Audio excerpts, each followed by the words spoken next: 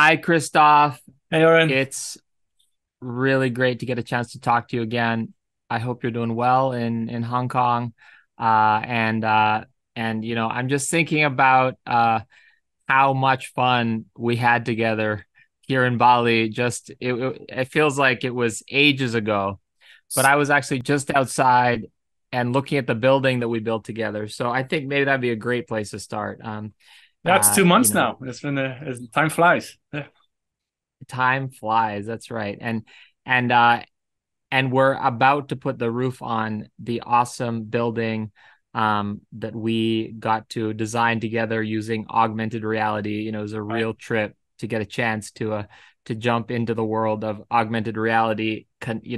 I felt like it was like this strange and unlikely marriage of possibility, and it got my mind really buzzing. So I'd love it if you'd tell us a little bit about your journey, not just with bamboo, but also with using all these incredible digital design tools, Yeah. and using parametric architecture, and then getting into the world of HoloLenses Yeah. and augmented reality, because it's like so incredibly cool to have somebody who's interested both in this high tech stuff and this pretty low tech stuff, to create some incredible things. Yeah, no, and the project we did together is a perfect segue in for that. So just to sketch a bit of a picture for the listeners at home, what we did was we built two sleeping pods, where we didn't use any drawings or anything like that at all. We just brought in these HoloLenses, which are devices that you put on your head.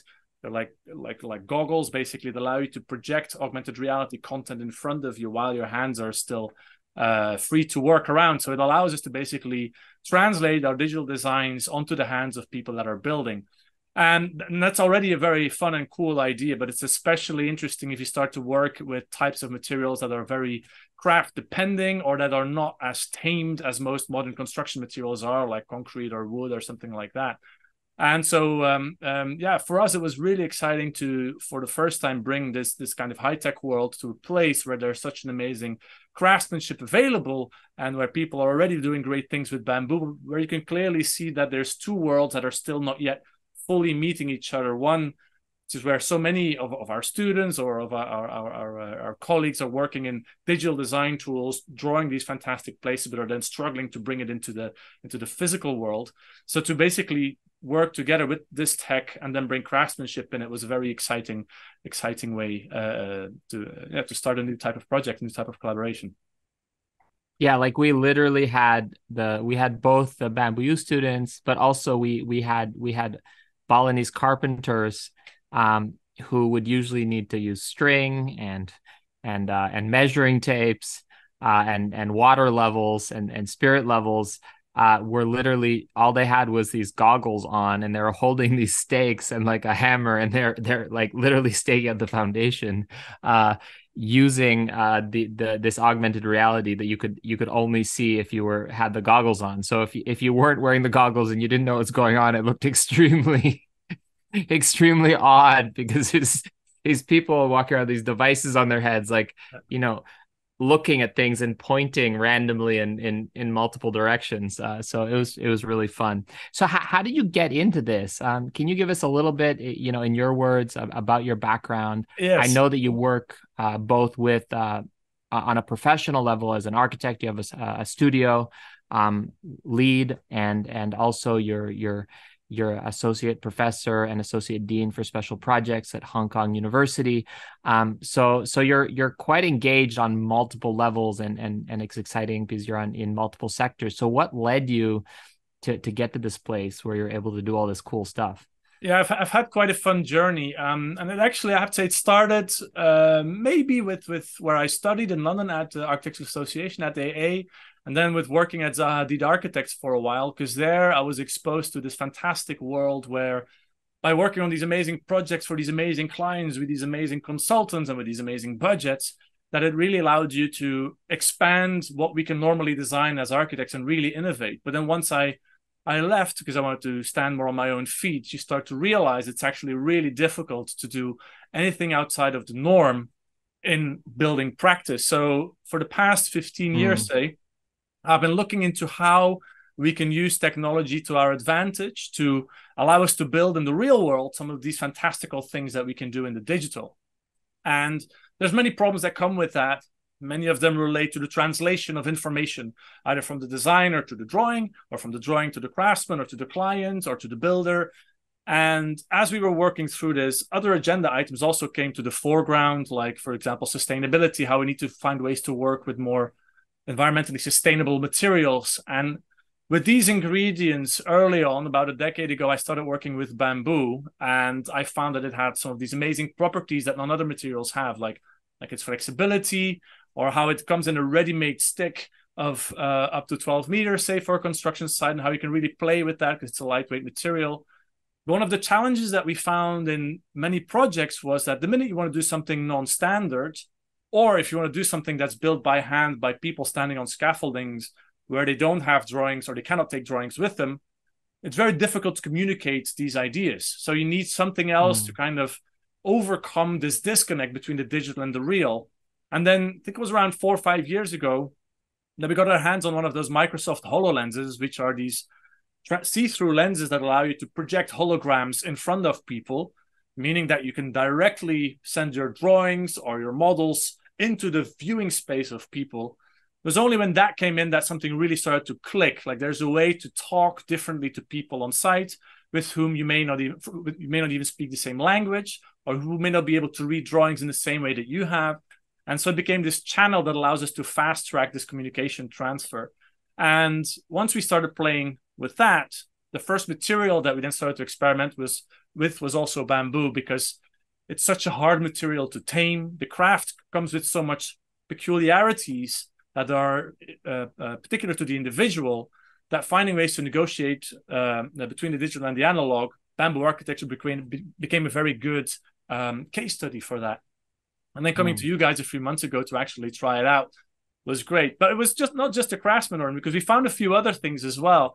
The very first day when we arrived, I don't know if you remember that, when we were trying to figure out where we were going to put the model, we actually put the lenses on your head as the client in this. And suddenly we're finding ourselves in the jungle saying, oh, it needs to rotate like this, or maybe that view is good to catch in. If the sun comes in from there, maybe it needs to change like that. So even for us as the designers or as the client, just to have these things available in real time in 3D in front of you in an interactive fashion, because all these models are parametrically controllable, I think that's just really, really exciting. It opens up a different type of communication. It would have taken us forever to place the building as well as we did. With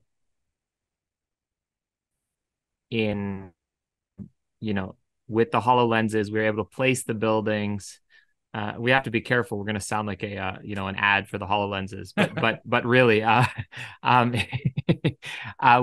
we were able to place it. And then Alora showed up, my sister from Ibuku. She showed up, and then she also added she's like, no, you have to move it this way. The approach isn't good. And we're like, no, move it that way. It's going to hit that tree. We don't want to have to like cut the tree down. So it was really, really, really fun. So you've done some work. I know you've done a lot of work with professionally, and you've also done some work with students. But can you tell us a little bit about some of your main projects made out of bamboo, just for listeners also understand where you're coming from? Because I know there's a wealth of experience where you actually did manage to build some sizable bamboo buildings in a context that would normally not allow you to build anything significant out of bamboo. Using no HoloLenses. Correct. So why don't you tell me a little bit about your work with bamboo before you started, before the HoloLenses showed up, yes. And how that's influenced your understanding of the material and what you think what else is possible. So I'm dialing in here from Hong Kong, and if any of you have ever visited Hong Kong, you'll see that if you walk around town, all the skyscrapers that we have here have all been built with bamboo scaffolding. And if you look up, you'll occasionally see bamboo scaffolds hanging from buildings when they're replacing windows or what have you. So there is a live culture here of integrating bamboo in the construction industry for the temporary scaffolding. And then on top of that, in the city, they also make these religious buildings, these Cantonese opera buildings, temporarily from bamboo. And they've done that for as long as we can remember. So for hundreds of years, there's a tradition of building temporary bamboo structures. So when we arrived to Hong Kong, of course, it's fascinating to see the scale and the speed with which these people, these craftsmen, are able to put up these massive, massive structures. But there's no permanent bamboo architecture here. It's really seen as a temporary building material because the building code doesn't allow for it. So about 10, 11 years ago, we won this competition for a big art project for the Mid-Autumn Festival. And there we needed a very simple material that was low cost and that could take some flexibility and some bending. And that's the first time I started working with the bamboo craftsmen in Hong Kong here. That was the Golden Moon installation that we did in Victoria Park here. So that was the first time we worked with bamboo craftsmen and with bamboo as a material, really not knowing anything about it. And there we experimented with a very novel notational system with markings that would allow them to bend bamboo in the correct location in three-dimensional space. And that was a great project. It was really fun. I think around 400,000 people came to visit it in the 6 days that it was up. So it was a very, very popular event space. And then a few years after that, we were asked by the Construction Industry Council here in Hong Kong, which is the government body in charge of anything construction related, including the training of the bamboo scaffolding craftsmen. We were asked if we could make a temporary bamboo event hall for them in front of the Zero Carbon building. So that became the ZCB Bamboo Pavilion. And that is, I believe to this day, if not definitely one of the largest doubly curved bending active bamboo grid shell structures ever built. And that was entirely made only from bamboo culms, large culms of Mao Zok that were brought in from mainland China. And they were just tied together with the lashing technique that they use here in Hong Kong to build their scaffolding. But rather than just being a grid-based scaffold that was going up, this was actually a large doubly curved shell, very complex geometry that got its strength from that geometry. So we had to figure out how we could turn that 3D model into something that can be built in 3D space on top of a scaffolding without the lenses. And then in that environment, we managed to do it with a clever sticker labeling system where we basically have woven the pavilion in place. And that was a very, very unique experience. The project was up for about 9 months because it was only allowed to be a temporary structure. But it was designed and built as if it would be permanent. So it could have been a permanent structure if building codes would have allowed for it. But that project really showed us a few things. One, there's amazing things possible with bamboo that nobody had done before, that we can really push our design solution space and use our imagination and how far we can push it if we can talk to the craftsman and to the material in an effective way. There's a lot of opportunities for performative geometries and digital tools to use material even more efficient than we have done maybe up until now. So there's again an opportunity there to increase the performative use of this material. But then now with the lenses coming in, it also revealed that there are still some notational bottlenecks in this whole workflow, that if we would be able to overcome those, it would kind of fast track the scale at which this type of approach could impact or could actually be implemented. And the same goes for other materials as well. Similarly, architects are often disconnected from their construction implementation sites because all the implementation is handed over to contractors.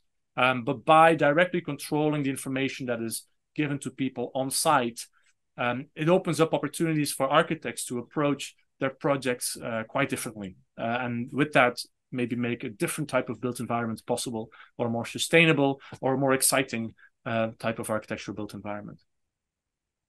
Yeah, no, I definitely saw that with our very definitely not a ZZB pavilion. So to the listeners, anybody who wants to have their mind blown, make sure you look up the Zero Carbon building. There's lots of great images online.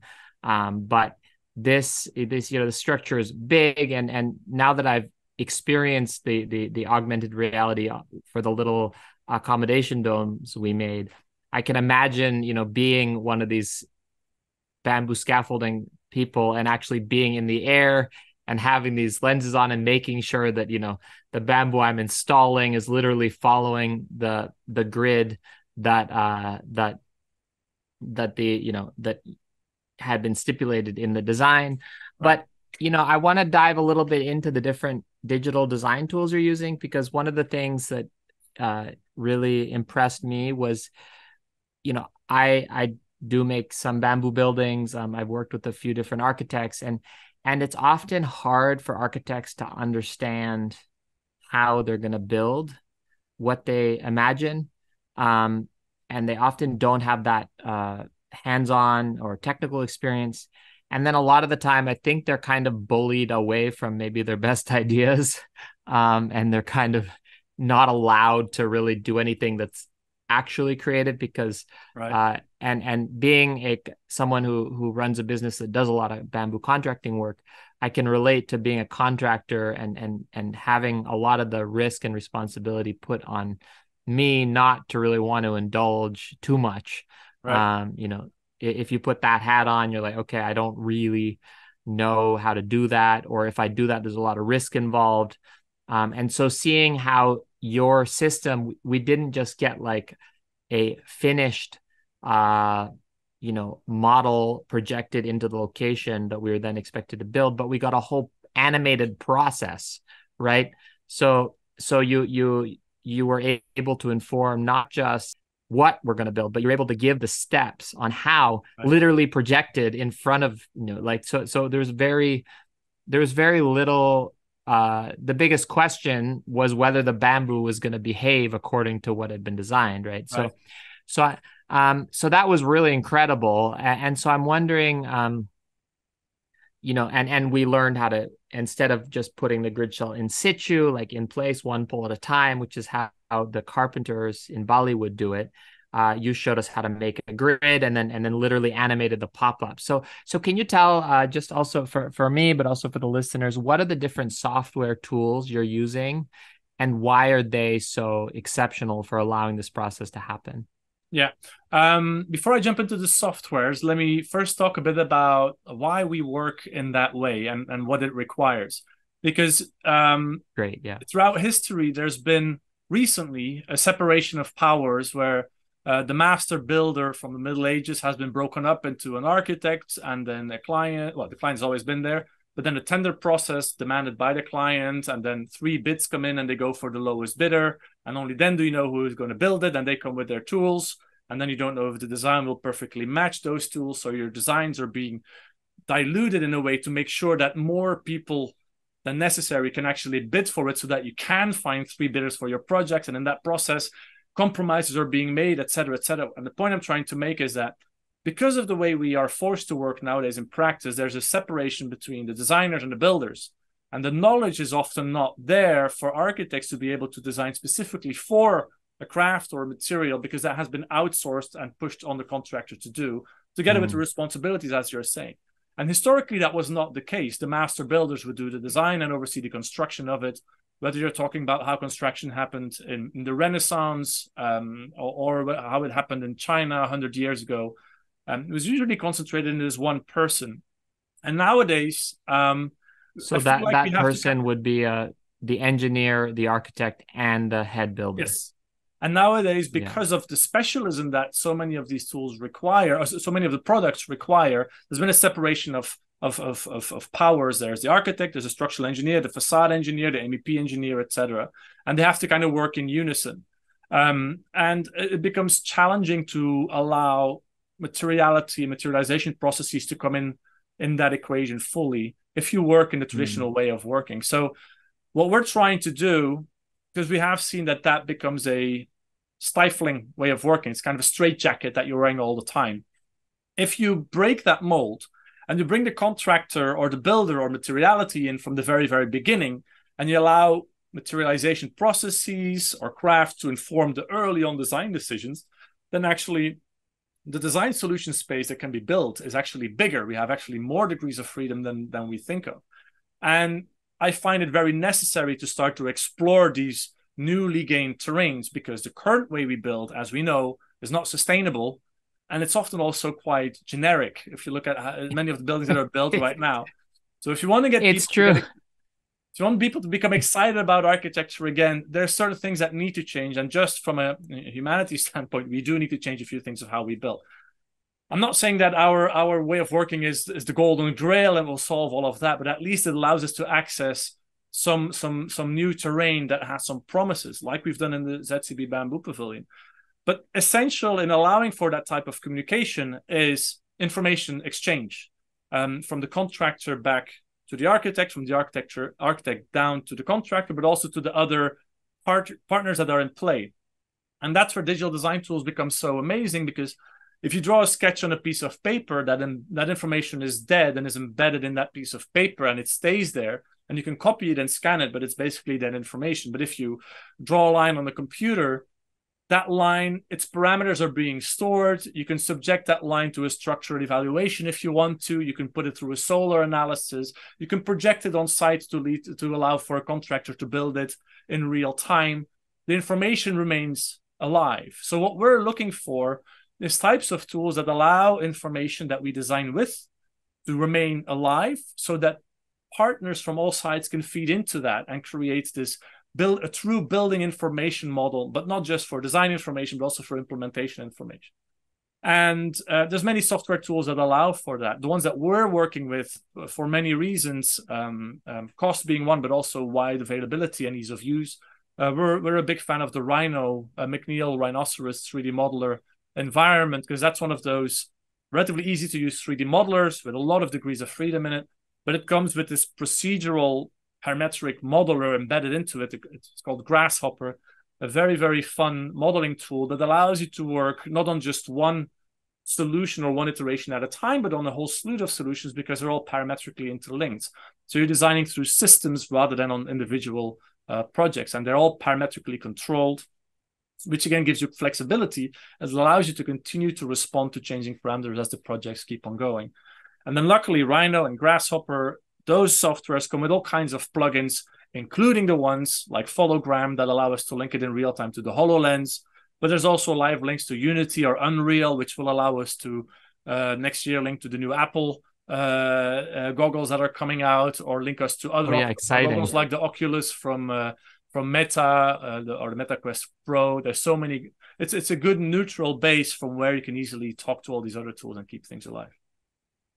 And just correct me if I'm wrong, because I'm not an architect, but obviously have seen, you know, the way different architects work in a few settings. And correct me if I'm wrong, but Rhino is traditionally not really an architecture tool, right? Like Rhino, if I'm understanding it correctly, comes from more of a like product design. Like, you know, I think about cars. Yes, it's something that's used in a lot of industry, ranging from naval industry to vehicle design, jewelry design, and also architecture. But it's just a NURBS modeler, which means NURBS is a type of surface. It's a non-uniform rational B-spline. It's basically a blob modeler, if I want to say disrespectfully, a blob modeler on acid with all kinds of plugins added to it that allow you to link it to common structural engineering analysis softwares, common solar analysis software, heat analysis softwares. It's a very versatile platform, and because of its versatility, is being used by a lot of industries. It's not so narrowly focused on construction alone, like many of the BIM softwares, for example, would be. And that's why BIM it's so popular is like AutoCAD, right? BIM, like AutoCAD or Revit or CATIA, and that's why it's so popular with students. And it's not a basic tool. Like, it's much more elaborate in what it allows you to do than other tools like SketchUp or whatnot. So that's why it allows you a high standard of working, but it gives you a huge flexibility. Awesome. Yeah, it's interesting to see, because a lot of the time here in Indonesia, you know, the architects are using a lot of, I guess, BIM software, so things like AutoCAD and SketchUp. And it takes them quite a long time to generate, you know, a curved building, for example. Like a curved arch in SketchUp seems to take quite a long time to accomplish. And then, you know, we saw like 8 variations of one building that you produced, like, you know, before dinner, after a 4:30 p.m. lecture. So it was quite inspiring to see that. And so I'm curious, in your mind, how do you think these softwares are going to impact how architects are going to operate in the future, in relation to, because you mentioned this kind of desegregation, and a lot of that was based on, you know, needing really specialized drafting or engineering or all these specialized skills. And you know, it's interesting, I say, the architecture industry, if you ask somebody to build a cathedral that was done in the 16th century or the 17th century, if you ask them to do that now, you know, you'd be hard pressed to find somebody who is able to do that to the same, same level of quality. And I mean, I'm just thinking about some of the big cathedrals that aren't done yet, like the the one in Yes, Barcelona. What's Sagrada it called? Familia. The Yes. Sagrada Familia, and they're going to be working for another 80 years or something to get to finish. They're still not done, and it's been like 100 years of construction. Well, Um, that one, Oren, that one is actually going to be finished very soon because of the procedural tools that they've brought in. oh, really? So it's So that one already is actually happening. that has been sped up tremendously because of digital design techniques and parametric control of the design interface. They're actually just waiting for the acquisition of a few bits of land around it to wrap it up. But that's a very good case study, actually demonstrating that a procedural approach and an understanding of the logics of geometries linked to a proper understanding of, in that case, stereotomy and stone craftsmanship can actually fast track the design of non-standard geometries. But it was a huge challenge for the 50 years running up to that. Oh wow, that's so cool. So it's already happening where these digital design tools are increasing our capacity. So what do you tell, like, if you teach, I know that you teach lots of students who are aspiring architects in your work as a professor. What do you see for them in the next, let's say 5 to 10 years, and how are they going to be relevant or not relevant? I mean, we didn't talk about AI, but I feel like that's probably another big game changer that we don't really know how is going to impact architecture yet. But I'm just curious, like what does their future look like from a digital design perspective, and how do you think that will either enable or disable their capacity to use Bamboo? Two very different questions. The first one, if you are unable to nimbly respond to the changing landscape that any project comes with, you'll have a very hard time as an architect nowadays, because the demand for the amount of drawings, the amount of documentation has only increased dramatically in recent decades. And every building comes with a huge amount of often rather mundane and boring paperwork, the drawing of toilet blocks and staircases and all of that. Now, luckily, AI and automation has allowed for a lot of that to happen automatically. So that part of the job is starting to disappear slowly.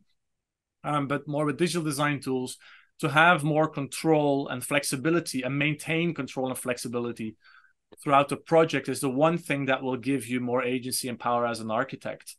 So if your design is static, say it's all entirely drawn just on a piece of paper, the minute a client or a government regulation requires a change, you're back to the drawing boards from the beginning. If it's dynamic design that allows you to make an update and automatically all your spec writing and all your drawings automatically get updated, then that's fine. It doesn't come at extra cost, and you can maintain that live relationship with clients and with built environments. And that's only possible with digital tools. So that will make the life of architects more fun, because at least they can focus on the parts that they're most interested in. It will also allow young architects to undercut some of the big players in town, because a lot of the industry is still working in a very archaic way.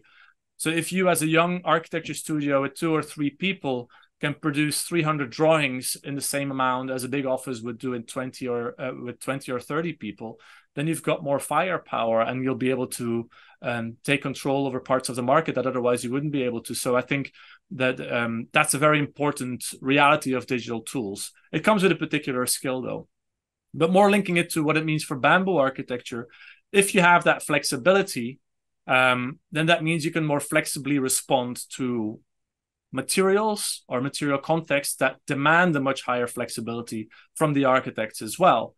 And that basically allows you to operate in a more relaxed way, I would say, in these highly volatile contexts, or at least in a more controlled way, where you can basically build in the variability that the site will require from day one, or even site mistakes. For example, I don't know, say your foundation is cast 50 centimeters off. If you're working with a pre-designed glass facade, that means that either you're in a lawsuit with a contractor who built the foundation wrong, or your facade won't fit. But if you have a parametric model where you can just change that location and automatically update every downstream element, then maybe that can save your project. And in the context where you're working with bamboo, for example, that level of flexibility is often inherent in how the site is being built anyway. So in such a context, it would allow architects to remain on top of their project as the project mutates into its final singularity, which is the only shape it can really take in that environment.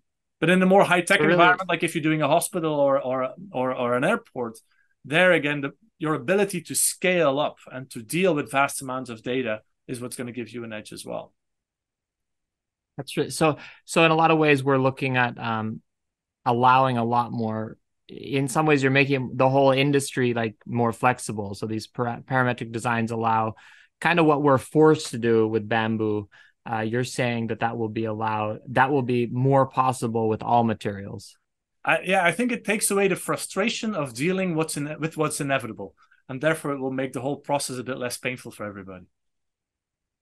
The frustrations of the changes that always come in, at least you're able to handle it better. It gives you a better control of the whole process, and that gives you more freedom to implement what you're designing. Yeah.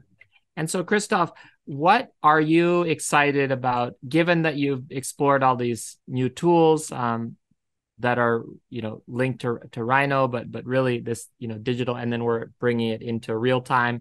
What has that kind of inspired you to build out of bamboo? Like, it was really fun to get a chance to see how we could turn a simple grid and then pop that up into a shell that looked really creative.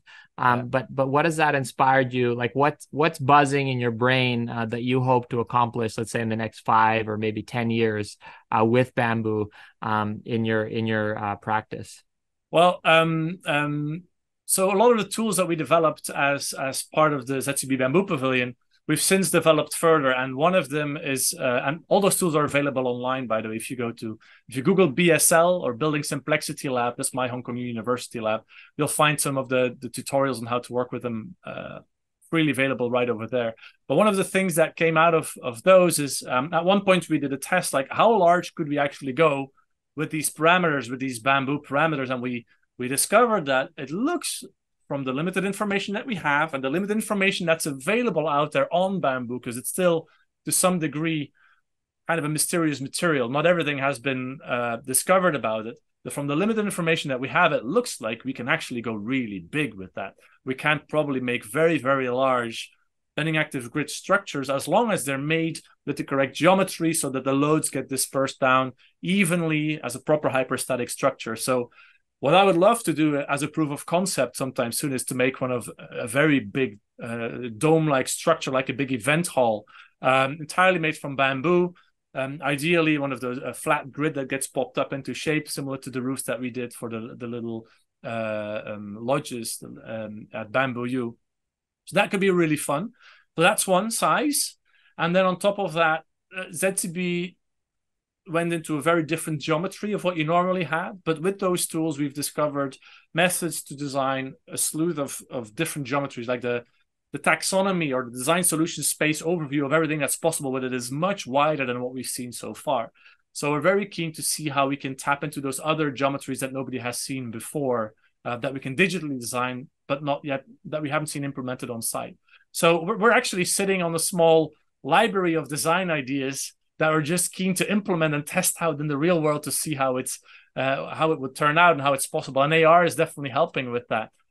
So yeah, we're looking for people who are curious and bold and interested in deploying some of these in the real world. Yeah, it's super exciting to see what the different options and ideas that are gonna come out.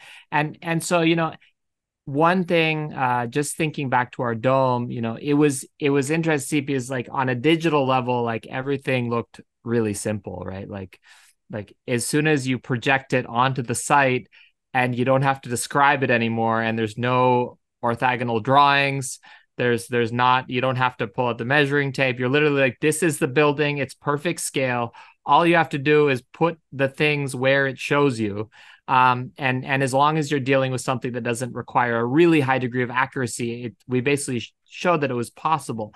But then obviously the challenge came into the bamboo part, right? So getting the bamboo to actually bend exactly to the shape, because it's a very natural material. It didn't necessarily want to, it did bend according to what was specified, but not necessarily on the exact same curve. Some of the bamboo is slightly stiffer than other bamboo. So we didn't end up, there was basically a variation. And it, from a practical level, it didn't affect the final outcome. We can still use the building, at least on a small scale, but I can imagine the engineers not being particularly happy on the big scale if we had a giant building and it's like, because the bamboo doesn't bend as much on this side as on that side, so one side or the other, it's slightly tilted to the left, and then that would obviously affect the loads in some way. So how do you and that brings, there's this kind of, I find, and I feel like it may be true or maybe a myth. I'm not really clear, but there's this kind of, idea that, bamboo is irregular and has its own character. But I'm wondering, if you told me that there was going to be a computer that could talk back at me even 3 years ago, I probably would have said probably not. But do you think it's possible to kind of get enough data to encode the different characteristics of bamboo into a digital design software? Yes, I think that's definitely possible. To your first point, the ZCV Bamboo Pavilion, at one point we scanned it afterwards, and the roof was actually off by 1 meter in one area, just because of the behavior of the material. And that's fine, because we could then analyze if there would be progressive creep or if there was any danger in the overall structural integrity of the whole. And the fact that we had a digital model allowed us to immediately assess that. And so any natural material will always have its tolerances. And the question is then how tolerant is the design and the client to those tolerances. And it's more about being aware of them in the first place and then mitigating their impact as much as possible. And the way we mitigated its impact was by making sure that differences balance each other out, so that what you were just saying, one bamboo stick bends more at the end than at the other end. Well, then put the other one like this, and eventually it will neutralize itself in a certain way. So there's ways that if you're aware of it, you can integrate it in the design of the whole thing. And that's, again, a good example of a feedback where on-site information feeds back into the very beginning. There is this horizon idea where everything is fully predictable and everything is fully under control. And I can see merit in that. I think it's a little bit of a pipe dream, maybe, or maybe it's not even necessary to go that far. But right now we're very far away from that. How can we get closer to it so that we can talk with more confidence to building departments about structural integrity of structures, etc.? That's a very valid argument, and that's something to really strive for. And there again, the beauty is if you have a BIM model of your bamboo architecture, and if you'd be able to get that data from each individual column, it's only a small extra step to feed that data in the BIM model and do a full analysis of the whole thing. The challenge is getting that data from each individual column, because all of them are unique and all of them are different. So currently we're starting to, together with other research collaborators, to look into methods that allow us to do just that. And for example, you touched on AI earlier, but latest technologies allow you to, for example, turn a video feed in real time into a 3D model. Well, if you would be able to video a bamboo column and just from that video extract a highly detailed 3D model of exactly that column's geometry, that would be something very valuable to bring into the BIM models to see if your joinery needs to adapt, for example. If you then with that would be able to predict with an AI maybe what the interior thickness or interior geometries of that bamboo column, that would get you quite close to being able to predict its accurate structural behavior. If you then have a few other parameters like how much that one column that you've just filmed, how much that deflects under a 10-kilogram bucket of water that you hang from it, maybe that simple parameter is enough to get an AI to give you all the properties of that bamboo column. So those types of things we're looking into at this point in time, because maybe with these available technologies and these handheld devices that we carry with us all the time, maybe very soon we'll be able to bring bamboo architecture closer to that point where it's more easily integrated into everyday construction as we know it. So that would be very exciting, I think. So it sounds like there's a high possibility that we'll be able to literally, we won't necessarily know exactly how the particular bamboo we use, and there might still be a slight variation, but we could probably have AI tell us how much variation there's likely to be. So when we go to the client, we say, well, this is the model. If we build out of bamboo, it might be about a meter off or a meter and 30 centis off.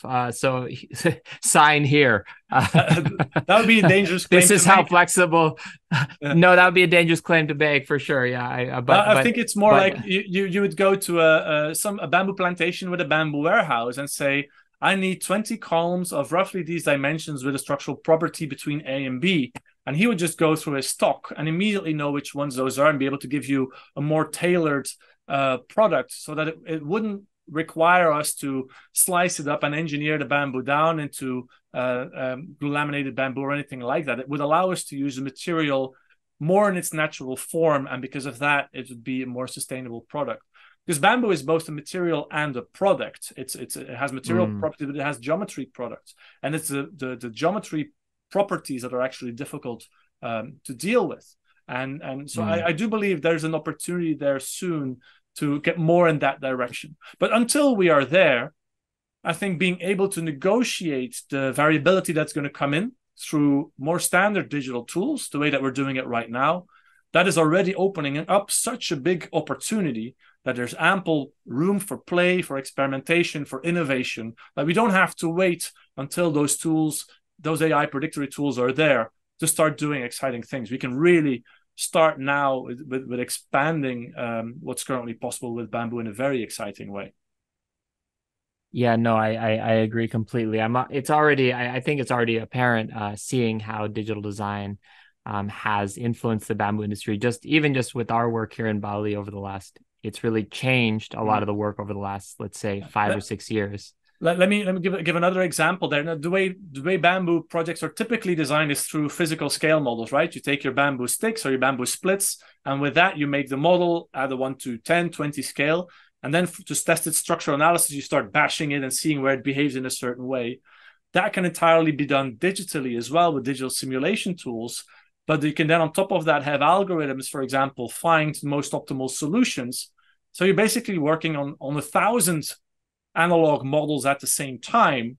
And then computers can filter through which one is the best, which is such a fast track from the current way of working. So these types of tools do exist, and they're not fundamentally that different from the way that we work. It's just that the information that's embedded in these analog models that are made by hand, that very same information is now brought in a digital environment where all kinds of other magical tools can be applied on top of it. So it should allow for a speedier, more cost-effective approach to the whole process.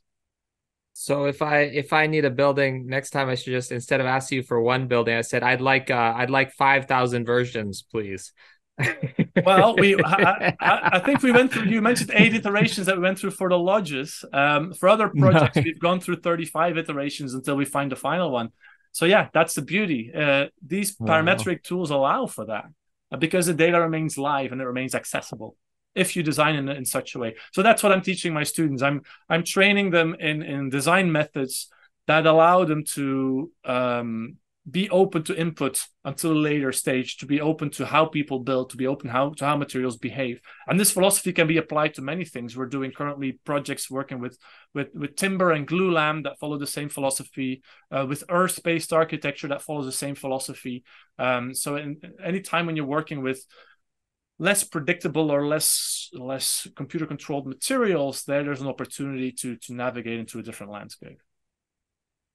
Yeah, I think that's a great place to end. And it sounds like sounds like being your student would be a really exciting place to be at this moment in time, because it sounds like it totally blowing the whole idea that as so I feel like so many architects do so many cool things in school, and then getting that into the field is really difficult given the current way. So I really hope that it does help us push the boundary of what is allowable in contexts outside of places like Bali, where we're given a little bit more freedom to try different methods.